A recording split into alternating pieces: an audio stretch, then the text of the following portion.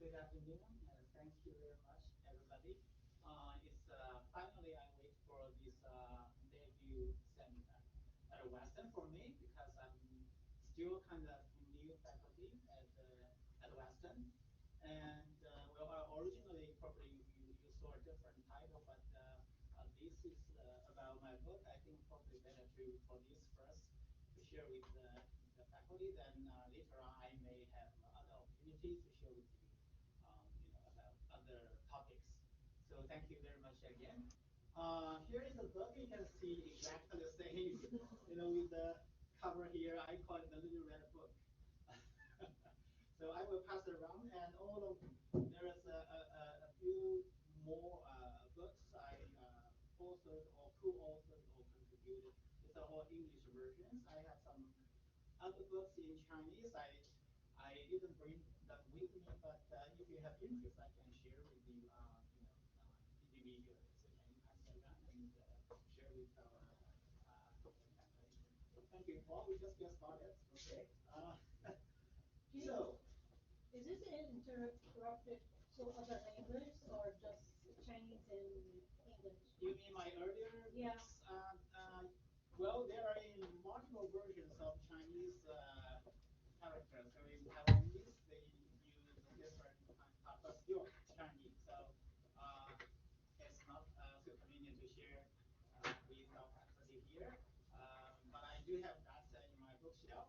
If you have interest, please stay in touch. We can share that. So all of these are published in English books. These are different topics. Okay, I would like to start. Is it too small that you cannot see? Maybe okay, right? Okay. Um, this I like to share with you since my long march of learning journey. That's from 1982. Went to college for the program of educational science. So I have been staying in the area for that long. So very few people will do that, right? Some of our colleagues may focus on math or physics or other social studies and so on. But so that's very, very long. And as you can see, if you look at my homepage, particularly Western, you will see I have moved around. So after I graduated in the East China Normal University, a leading institution for teacher education in China, I have worked over there for almost 10 years. Then I got a chance to work at the University of Tokyo for 7 years. So I do speak some Japanese also, if you like to chat with me in Japanese. Then I moved to the University of Maryland for my second PhD, which focus was on international education policy, and that's also why this book here I like to share with you. Then I moved to OSU, University of Toronto. I got a chance to work with Professor Liu at OSU over 2 years as a postdoctoral fellow. I think that's a short project. And that's technical. You can see that it's portraits of 20th century Chinese universities. That's also, I think that's published in 2011. After that 2 years in Toronto, I moved to Hong Kong. I started to teach in Hong Kong, first at the Hong Kong University of Education, and later I moved to Hong Kong U before I joined Western last year. So that's pretty much my not much since 1982. The book. This book was actually debuted around 2005. Then later on, I got a chance to follow up with my multiple field trips, and finally, I got it published in 2016. So it's a kind of almost 10 years, in terms of time frame. And you can see around this book, and I think our library also had this book. Pretty much is about how a teacher education institution in China has responded to a kind of national call of reform. So I look into kind of micro institutional level in terms of policy implementation. So that's pretty much about this book. I will, of course, the whole seminar will be about this, so I will have more details later on.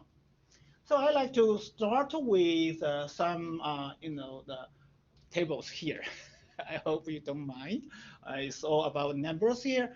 As you can see, this is PISA 2009. As you can see, Shanghai students' performance across all the three subjects, their scores much higher than the average OECD countries. And this is 2012. Again, you can see, Shanghai students' performance compared with those from OECD countries on average, and also with Canada. This is 2015, more kind of samples added into this international testing, and Chinese students also earned very good scores over there. So, I mean, with these tables, we can see how Chinese students are, taught to achieve the academic excellence. But, teachers are the key factor in students' achievement. So if we look at the TELES, still organized by OECD here, that's 2013 to 14. You can see the difference between Chinese teachers and teachers from OECD countries on average. From these two kind of still numbers, you can see in the difference here. Chinese, the typical teacher in Shanghai can see more women, you know, um, uh, younger on average, and more training, and so on. In terms of principle, you can see the bottom part, the comparison here. Many indicators you can see from the Chinese teachers and principals have more training in terms of professional development. And also, this is a very visual chart to show that on average how the Shanghai teachers participation in professional development, all kinds of activities. For example, the course workshops. You can see Shanghai teachers have much longer training, and also educational conference seminars. That's 80 compared to 44. It's almost doubled, right? Um, Observation visit to other schools, you can see this 50 and this is 21. It's more than double, right? So in other words, Shanghai teachers have more exposures and also learning opportunities from their, maybe competing schools or neighboring schools or whatever, right? And also in terms of network of teaching, you can see that also. That's kind of overall uh, in terms of teacher professional development. So that actually create kind of a question for me as a researcher about how Chinese teachers are prepared. Um, this is a question I use the metaphor of jigsaw. Uh, you know, it, uh, Studies in the educational field sometimes is, and probably most of cases, it's very hard for us to use a kind of single reality standard to describe, right? So I try to piece together all these phenomena. So for the first thing is in the national level, that's China's quest for global status of our educational reform. So Chinese government counted on a school improvement in all kinds of also include teacher education institutions, which I will detail later on. The second point here is educational reform, mainly through institutional improvement of teacher education. So this is a kind of central focus of reform. And in terms of this is a kind of researchers my concern. Is there anything, if you compare with policy implementations in other contexts, is there a kind of Chinese model or something like that we can learn from? So that's my question here. I will introduce a few tables more here to portray the overall situation of teachers, schools, students, and teacher education institutions in China. So this is kind of historical trend of students in China. You see the numbers kind of dropping down, right? Across the elementary, junior secondary, and senior secondary, right? All the three indicators. But consider these numbers, the unit is a million. So you can see the huge number, right? It's almost 100 million for elementary school students, right? This all together is added up, right? You will see it's a huge job for teachers in China, right? Um, these are the numbers of teachers. Still huge number. That's units is in millions, right? So it together is a huge number also. But you can see the trend is different from what I showed you earlier with student number. So the trend is going up. What does that mean to educational reform? There's an increase of ratio in terms of student teacher. Yes, exactly. Thank you very much. So that means that the teacher-student ratio goes up, right? So in terms of that, the educational quality could be improved. This is particularly about teacher education provisions in China. That unit in thousands. You can see that's degree program, regular institutions like Western, or continuing institutions, kind of um, not the regular class learning like that, and internet based, that's separated. So all of these, the numbers you can see is quite high also and stable. On the brief history of teacher education in China, you can see start the modern system to train teachers starts from 1897. I divided into four stages, as you can see, from establishment, institutionalization, reinstitutionalization, and professionalism up to by 2035. That's the year that Chinese government, use a kind of central planning time frame. And in terms of the different models of teacher education institutions, you can see China learned from Japan at the very beginning, from Japanese normal schools.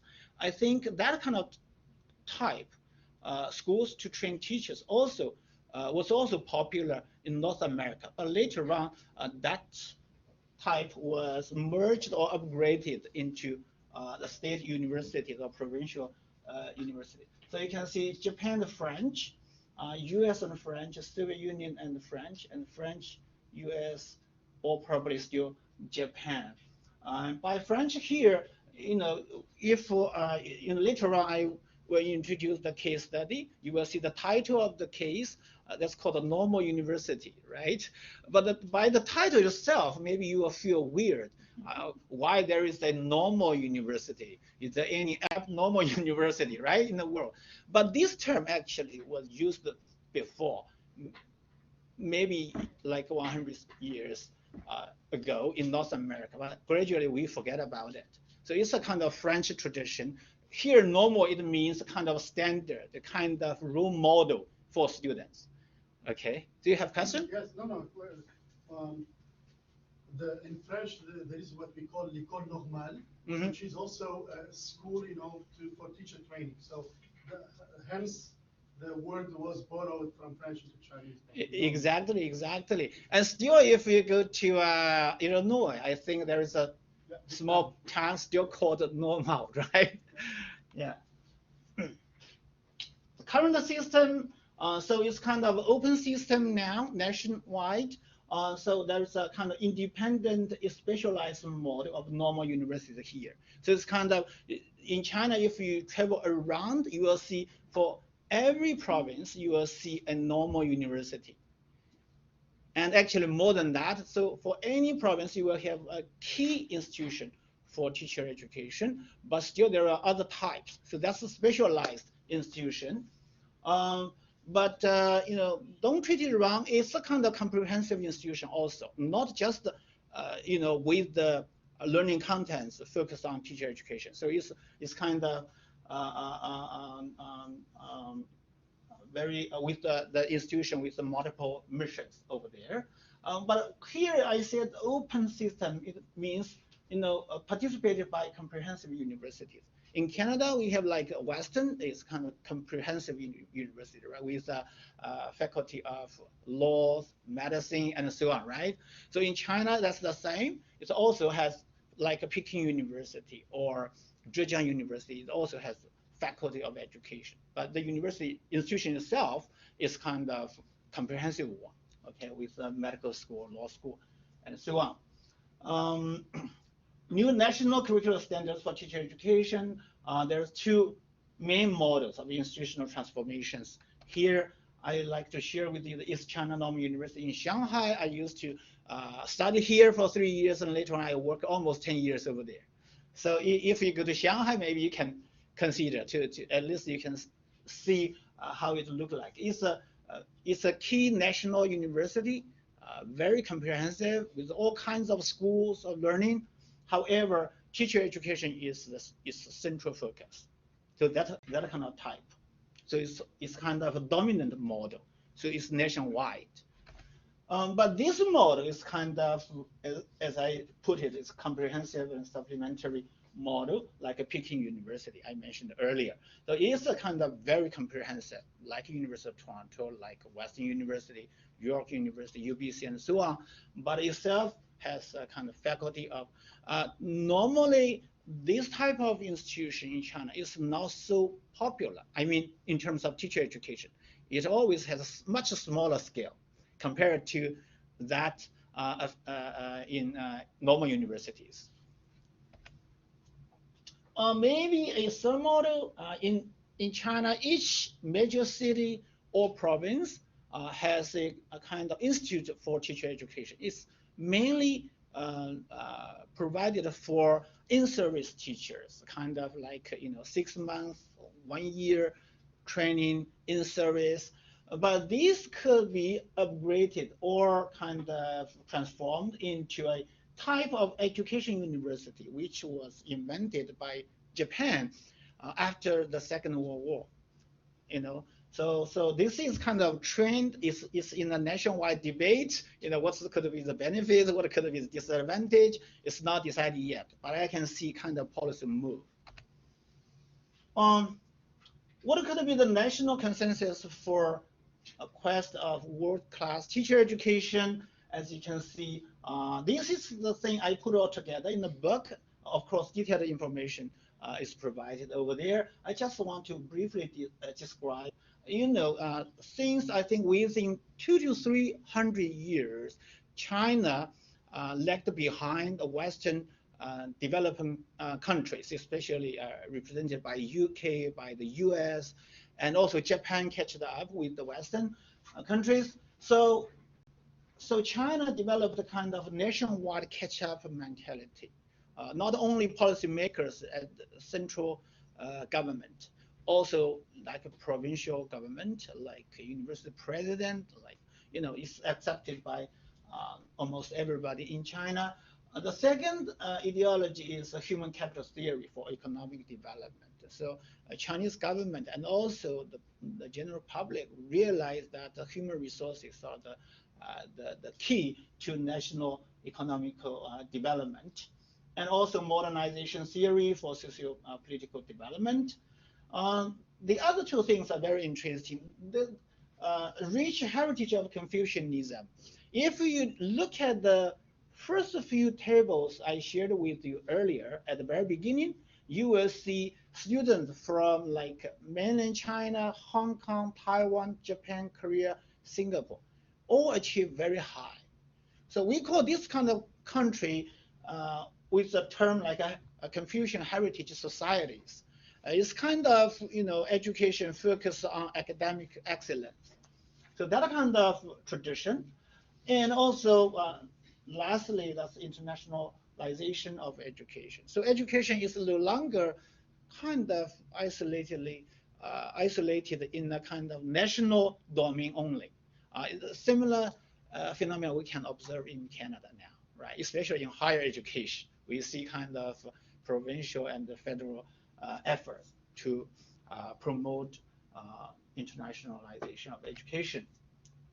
So this is the policy trend from the early 1990s and to the latest last year. It's kind of key policy documents are all here, but in my book it has a much longer list over there. Of course, I adapted into this slide so that you can still see. These fonts are quite small.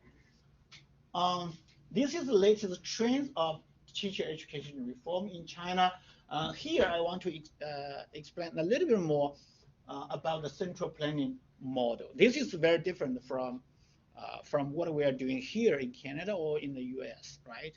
Uh, so in China, every kind of educational reform initiative, is normally is from the central government, then gradually move to provincial level, then move to the local level. So, but you may ask what could be the relationship between central government and local government, right? That relationship is very, very consistent. So in terms of implementation efficiency, that's very strong, very high. These are the trends like continue focus on the professionalization of teachers, optimizing teacher education system. So the system and the structure, curriculum, or under reform, structure optimizations, mergers, and new programs like online programs also become popular. Mergers, some local normal colleges are upgraded to normal universities or with some comprehensive universities. Standardization of programs and curriculum, new technological application like ICT online is getting uh, more and more popular. So here is my research. I just like to, maybe not all the slides due to time limit. I still want to, we have some time for Q&A. So maybe I will use around 20 minutes to introduce the study. That's a case study, and I give it a pseudo name. That's Yangtze National Normal University. So that's a provincial university. I will introduce more later on. So here is the central research question. How have teacher education institutions implemented China's national policy of teacher education reform since the 1990s? So this is a question not only address the one single national policy, but a kind of treat the central policies as a kind of series of efforts to change, to improve its system. So here are 6 sub-questions. As you can see, what could be these initiatives? How is national policy or reform perceived and interpreted, respectively, by implementers and participants at the micro-institutional level? How have TEIS reshaped their institutional visions, strategies to respond to that? And how have local policy players been involved in the process? What institutional change have occurred, and what are the possible implications from the Chinese model? So this is the case, is a case carefully selected as a representative case in terms of institutional tradition. So it's not a new institution, it's not a very old institution, it's kind of, and also in terms of its location, it's in a kind of more as a medium level of economic and social development, and it's inland, it's not in the coastal area, it's not in the western, the remote area. You must be noted that China is also a huge country. In terms of population, it's all is in the east coast area more population because it's more developed. But in the like Tibet and Western part is very remote. You don't see many, you know, like that. Um, Here are some. This is particularly about the normal university's College of Educational Science, like our Faculty of Education at Western. That's how it has been developing in the recent years. So here are the statistics of my participants. I find some key policy players in terms of different indicators. And also in terms of research approach, I try to adopt a multi-perspectival approach. That means I look at the phenomenon from different perspectives, as the picture shows here.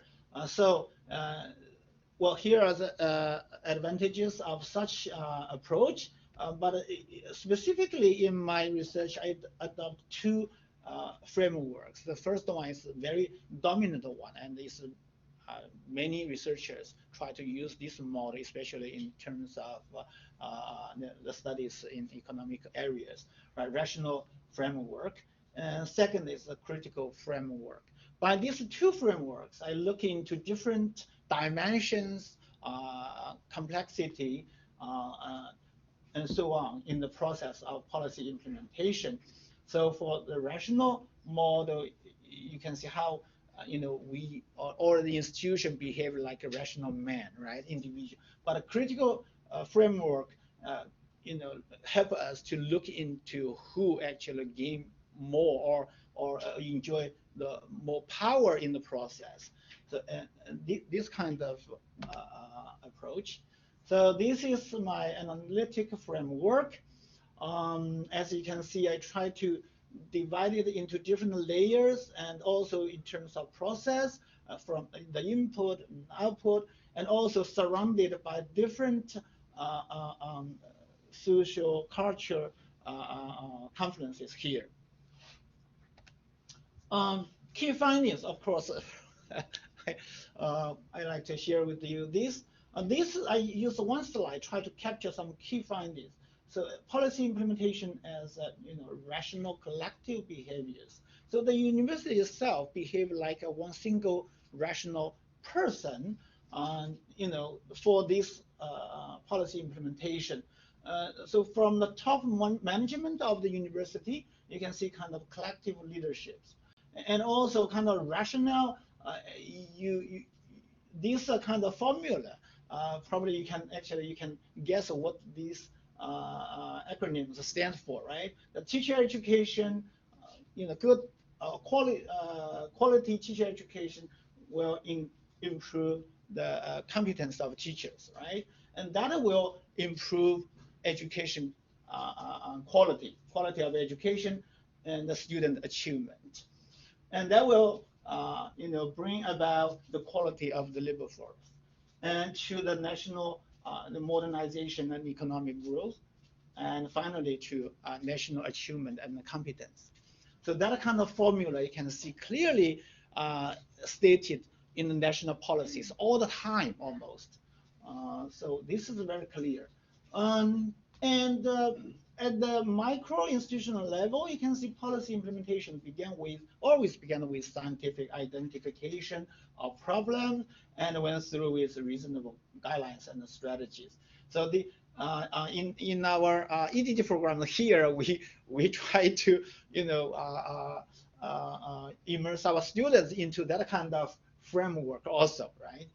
Effective implementation with official communication system like Chanda, and enhancing teaching quality through ways that can be measured and quantified. And implementers, the policymakers and the implementers and participants are all joining their hands for the outcomes.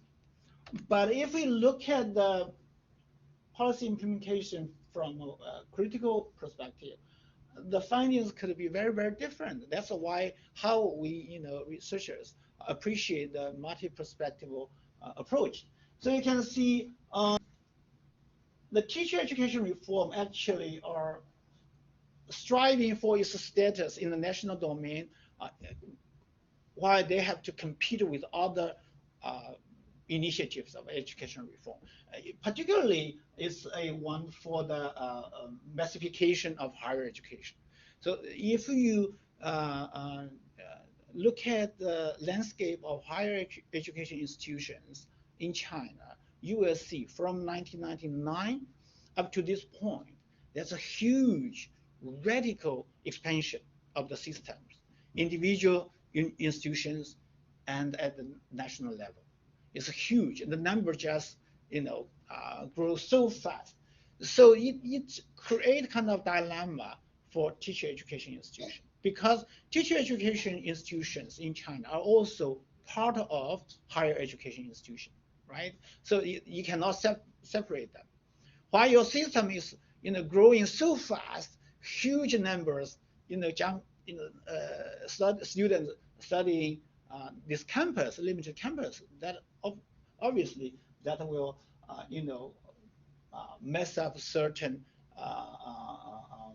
scenarios of teacher education reform. Uh, Throughout the implementation process, political and economic tensions were always observable. In other words, the top management and the key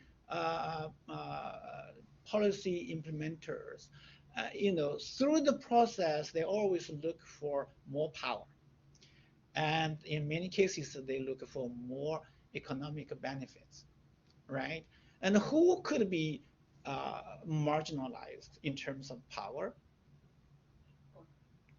Of course, of course, the faculties normally in that case.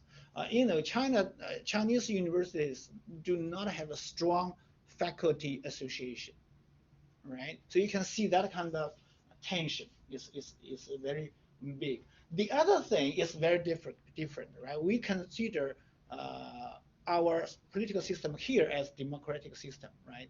But in China, it has a tradition always kind of very hierarchical.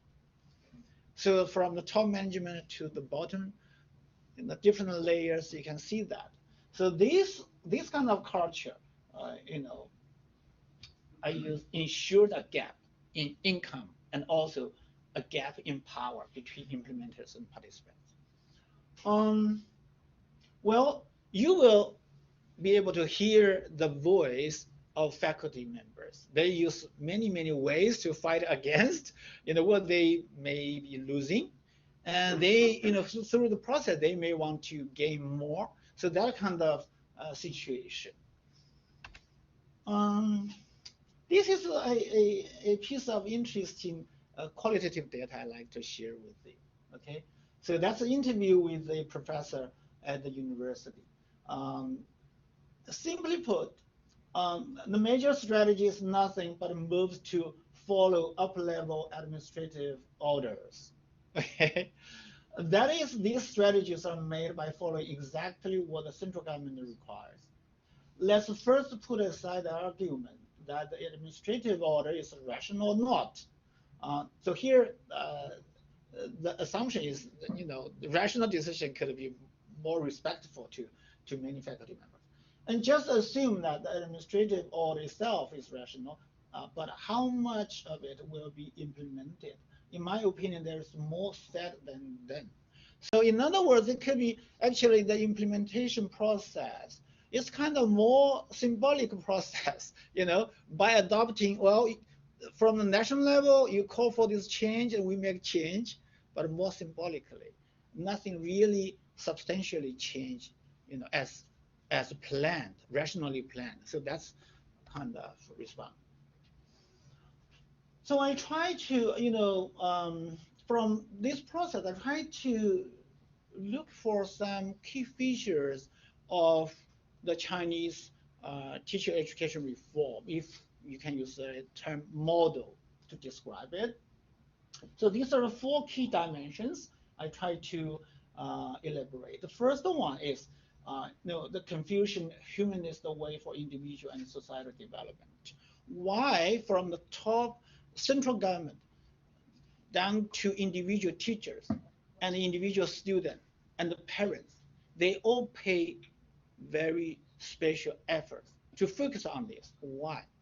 It's kind of heritage of Confucianism, because according to Confucianism, education is the first tool, that's instrumental, right? First tool to achieve personal development in the individual level, and also societal development. So that kind of tradition.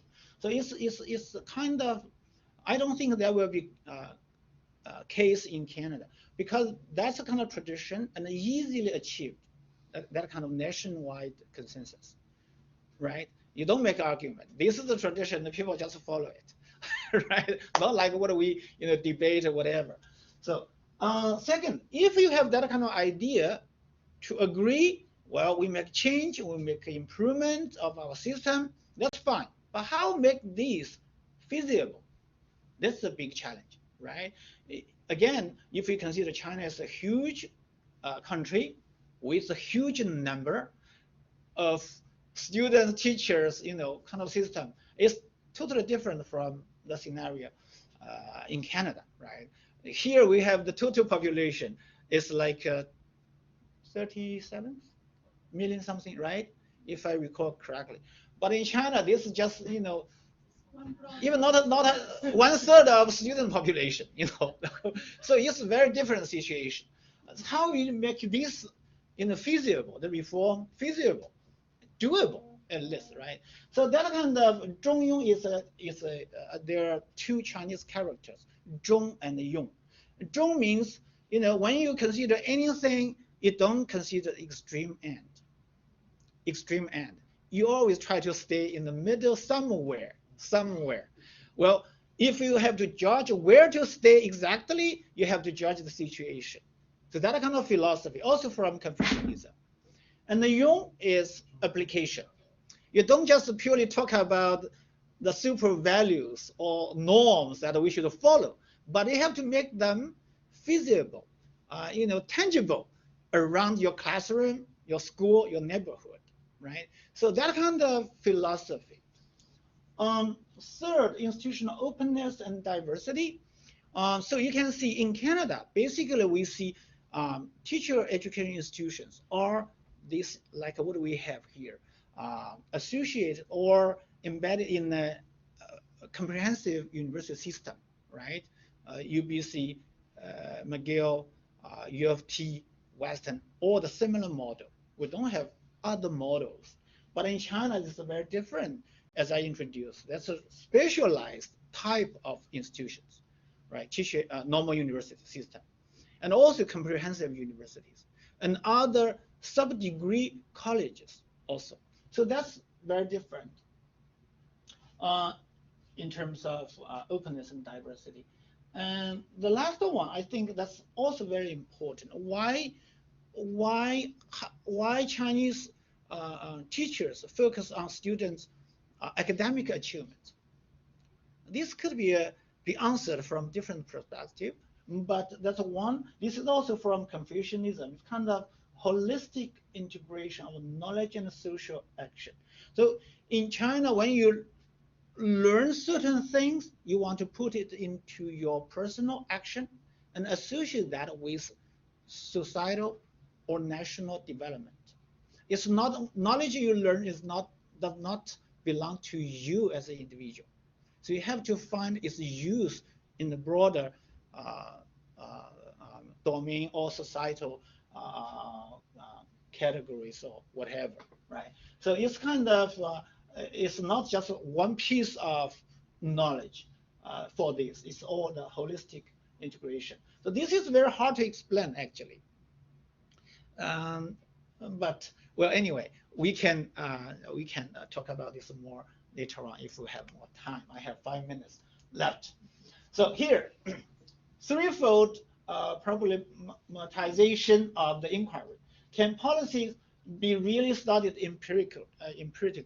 If you try, let's say this is the way we train our PhD student, right? You find your research question, you find your review literature, find your analytical framework, collect data, analyze, conclusion. That's it. That's the way we do our research. But we really ask the question, is this educational reality really, you can use this empirical data to describe? Or the reality you describe through your empirical data, true or not? Or there might be alternative reality. So here's the question. Second one is, are empirical findings about policies subjective or objective? How will you interpret this data you collect, right? So that's very important also. And the last one, what can be alternative approaches for the construction of policy knowledge? If we have deep doubt about the first two, then what could be the alternative approaches? These are all is also very, very important. So policy implications, I think I will skip it. I want to spend a few minutes for the two more pictures I'd like to share with you. Okay, anybody can guess where is this? Kyoto. Are you Japanese? No, I'm from China, but I've been there 3 times, and every time I go to that. Oh, you went there. Okay, can you please tell us what do you feel about? I just one time I just sit there and for maybe an hour thinking nothing, my work become bigger. So I don't know, I just like that place. Thank you very much. Well, this is actually kind of tradition of Zen, Buddhism, Zen. I think imported from India, by China to Japan, right? This temple was built around the 15th century. It gives you kind of idea. It's kind of dried court, right? It's a court, no water at all. But your mind, you feel water flowing around gently, peacefully, right? And there are a total of 15 rocks in this court, a total of 15, in different groups. But from the temple this side, any position you sit or you stand, you can only find 14 rocks. You cannot see the total 15 rocks. And from any place you see it, you imagine the world you imagine is different. So that's what I call the multi-perspectival approach for our academic studies. The other one, actually, this is a Chinese tradition. You will see this is kind of black and white mountain peaks portrayed, right? Right? This actually is kind of something described by a very classic Chinese poem. That's the poem, the poet was visiting this big mountain area, and he was puzzled by all the landscapes he saw. Whenever he climbed up somewhere, he feel, well, this is very different.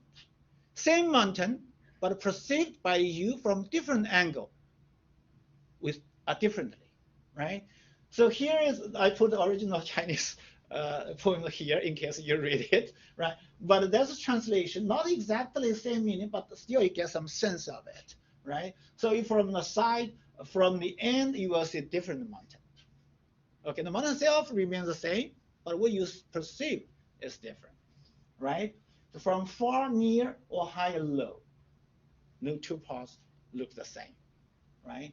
So why can't I tell? This is the Mountain Lu, very famous mountain tourist site in a little bit east and central China. Now, why can't I tell the true face of Mount Lu for I myself am here in the app, right? If inside it, you will never, according to the poet, you will never be able to find the real truth, the real reality. But our question could be like, if we stay far away, even nowadays we have satellites, right? Then are you able to find the real reality over there, the same reality? This is a question, probably still not, right? Right, yeah. Okay, well, here, I think I did it just by 45. I leave 15 minutes for Q&A. Did I get it all right? Okay, thank you. Thank you very much.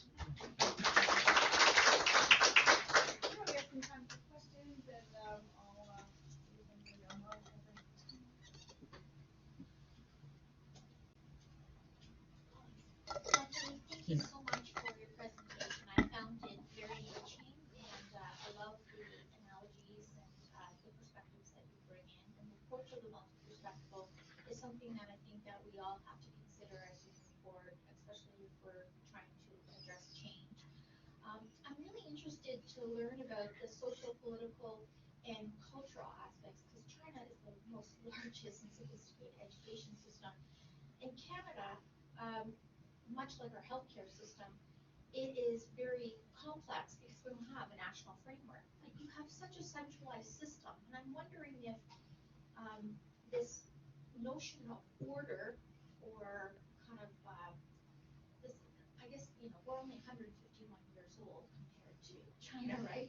But in reality, I just think of like, is there something that you feel that you see that Canada really do needs to address from your lessons learned from the policy mapping and some of the lessons learned in your study in terms of your, like overview? Because I think you bring such an interesting perspective, and just listening to you, I'm going, we're totally different contexts. We're totally different in terms of our approaches, but yet I think we're colliding in this hybrid approach to teaching. Like your emphasis around China focusing on teaching enhancement and that confidence learning. We're kind of focused on the student enhancement, but I think like China is moving towards that hybrid model, much like Canada is moving to that hybrid model. But I'm just wondering, what would you characterize as some key lessons learned that you would see as excellent attributes to sort of support some of the changes that are required for us to be globalized, similar to what China is facing as well? We're only like, just small to get compared to the size of China, but we still have to have that in mind. Thank you very much, Sylvia. That's. Should we take questions individually or have a round of questions, then I respond? However you'd like to Or run. maybe I address Sylvia's questions first.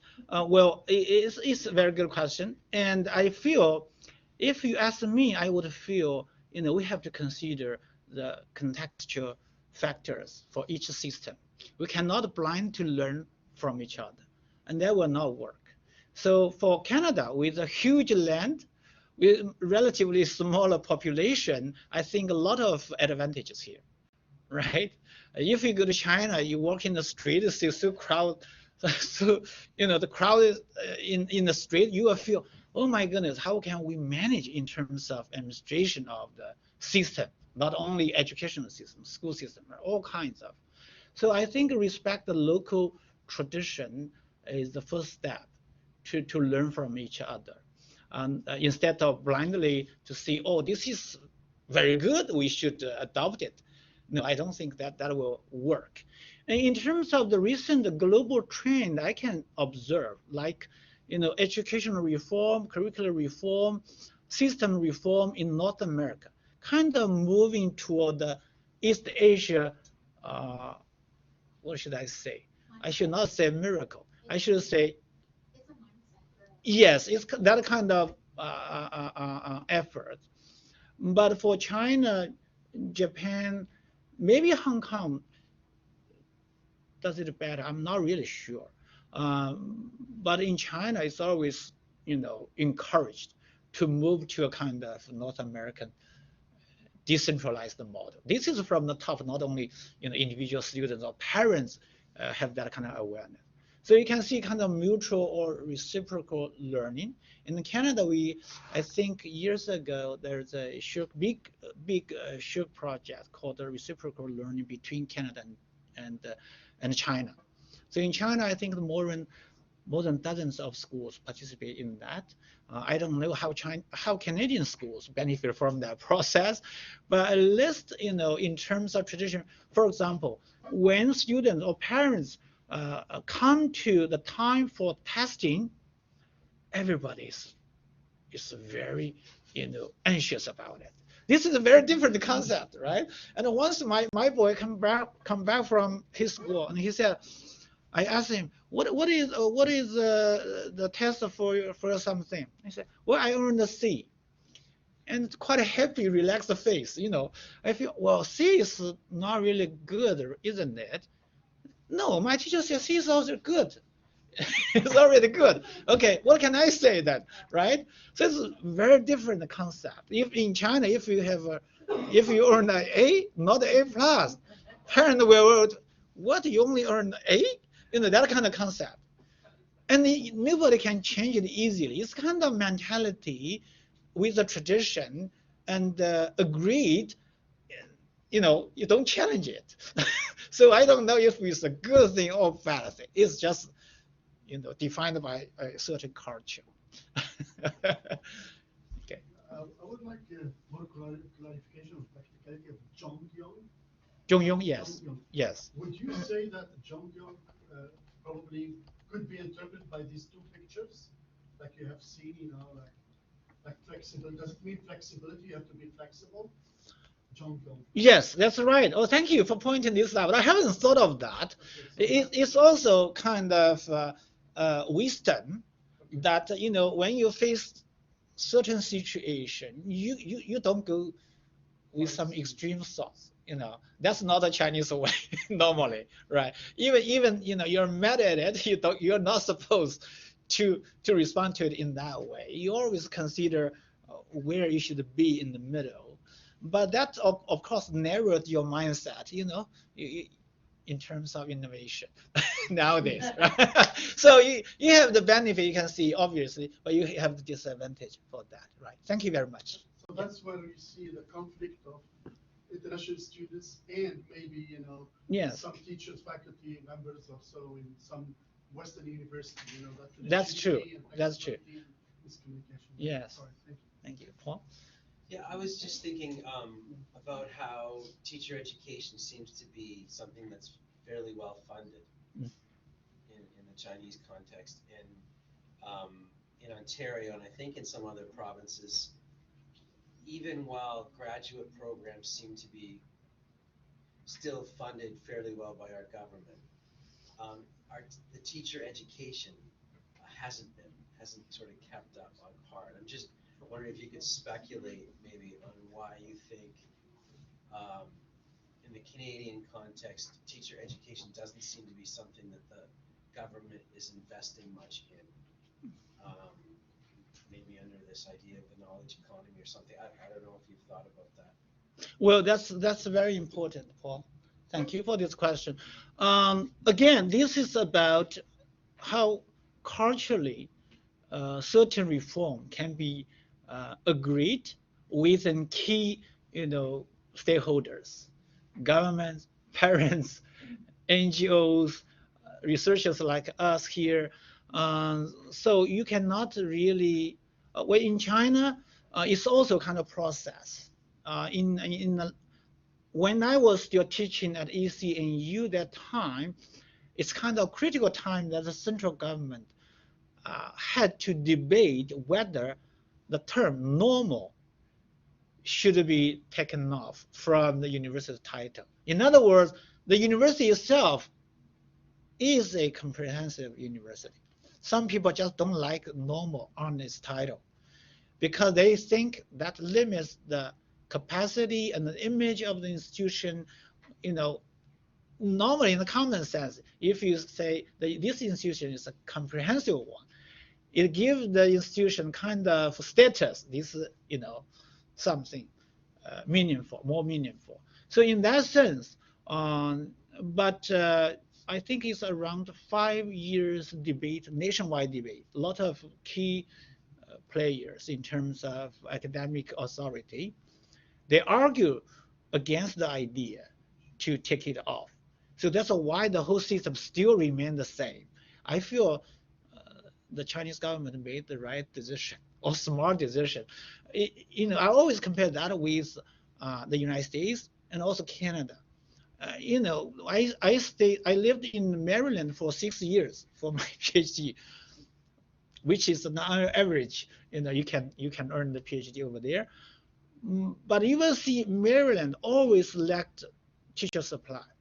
Every year there is a severe teacher shortage in the state. It's a small state, but I think about If there is a normal institution in the States or in the United States, the situation could be different, right?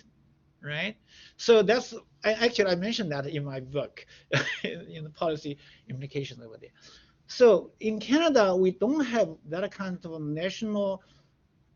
nationally or national consensus on the importance of teacher education. We have too many important things to do.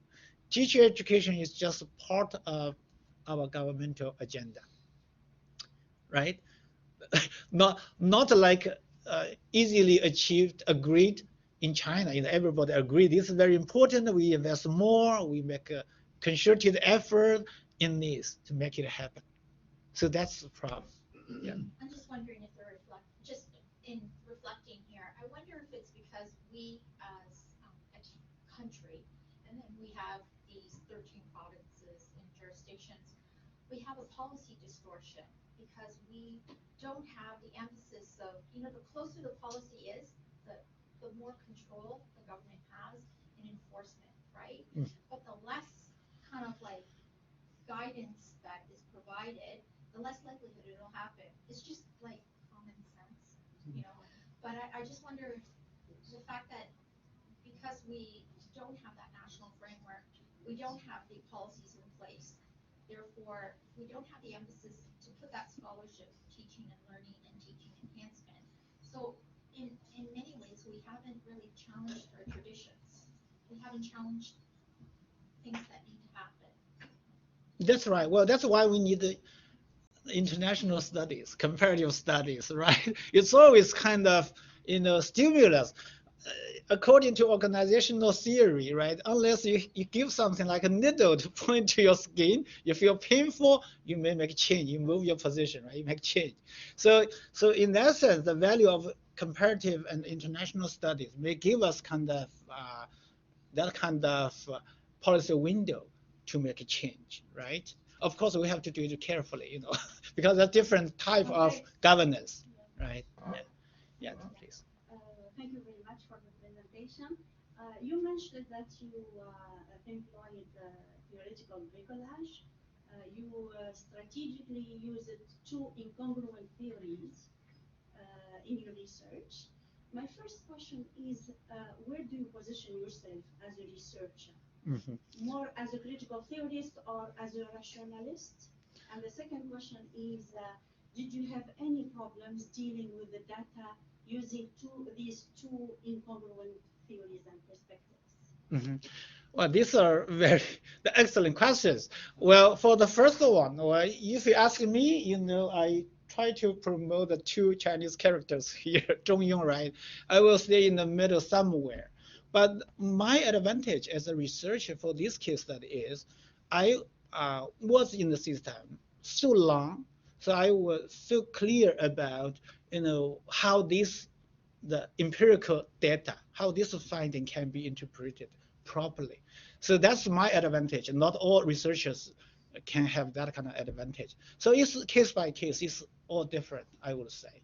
Yeah, I hope I address your question. Thank you. Thank you for your presentation. Some of the points that you made really resonated with me. One statement you made was how, for example, in this Chinese context, policy is symbolic, but how does that actually translate to schools and school boards? When you said that, I thought about how this policy could be actually quantified or measured, and I'm curious to hear if you could expand a bit more on this area, like how you actually measured, for example, what did you actually look at, and how do you, you had these projections of 2035, like where do you see this going? I mean, how can policy be improved upon? If you can't accurately say, okay, this is what the specific areas which need to be, improved, then like, can you talk a bit more about this? Thank you. This is very important, especially for our graduate students, right? How you can use uh, proper indicators to measure what you are measuring, right? To so that you can reflect on. So I try to put the case as kind of a system, but around the policy flow. So you can see the upstream, downstream and the participants here with individual backgrounds as indicators to describe their different characters. And also the outcomes. What could be the outcome perceived by them, right? For implementers, they tended to, that's same also in Canada, in US, everywhere almost, I can see that. World Bank, UNESCO, they always say, no, we make it successfully, always successful. But in terms of participants or other stakeholders, the story could be very different, right? Even for the similar indicator, let's say evaluation of the outcomes, right? So that's very interesting, and we should be very careful about that. Also, I look into some key strategies and how the mission, had changed over time because of the push from the central government, and so on. And how all of these are very difficult actually if we look from the surrounding factors, other educational initiatives. I mentioned the massification of higher education system, and also the culture conference over there. It's an educational initiative.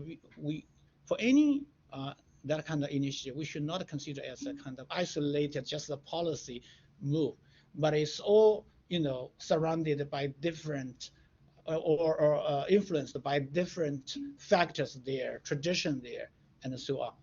So, well, I think I noticed the time is we just run over time a little bit. Do we have more questions over there? There was a comment that it doesn't seem to be captured in the chat window, so I can use messaging. Related to a slide. Something about the West looking for. So probably we can. I guess I have a question, not just about the slide that you show about the Confucian humanist sort of tradition, not just about your research, but other research that I've come across. And I guess my question is, analytically, how do you deal with the relationship or the distinction between what you're sort of calling a long-standing tradition, this Confucius humanist approach, with strategies of a governance from the Chinese state, who very much probably is might be advancing and advocating this notion of Confucianism as a strategy of control. Mm-hmm. Well, if you look at the Chinese, the policy documents issued by the central government, the elements is always there. They use it as kind of, well, take for granted ideology, to push, for the implementation of the policy. You can see that, and through my interview data, many of them mentioned that, why we should agree to implement this, because Confucius says this is very important, and so on. That kind of philosophy underneath. Since they take it for granted, this is the thing over there we should follow. I'm not sure if I answer your question, but I try to provide more clues over there, right? So Jen, should we carry it on? We just stop here or what? Well, we are technically at time, and I'm not sure if there's anybody who got this room booked after us. So maybe we'll say formally, thank you very much, everybody. Thank you. Thank you very much, everybody. Absolutely. This is our last faculty seminar of 2018. The one that we had planned to the end of January, we are going to cancel that because that was going to be Dr. Immaculate Navarrete talking about makerspace and that kind of stuff. And she's going to be doing actually a spring community speaker series in the makerspace section of the Children's Library at the downtown Bridge on February the 13th. So hopefully people will come out to that. That's going to be really interesting. Bring your kids. And so the next faculty seminar will be towards the end of February. So we'll see you in 2019. Thanks, everybody. So Happy New Year. Merry Christmas. June, I've got to run. I got to get out of here. Thanks a lot. That was interesting.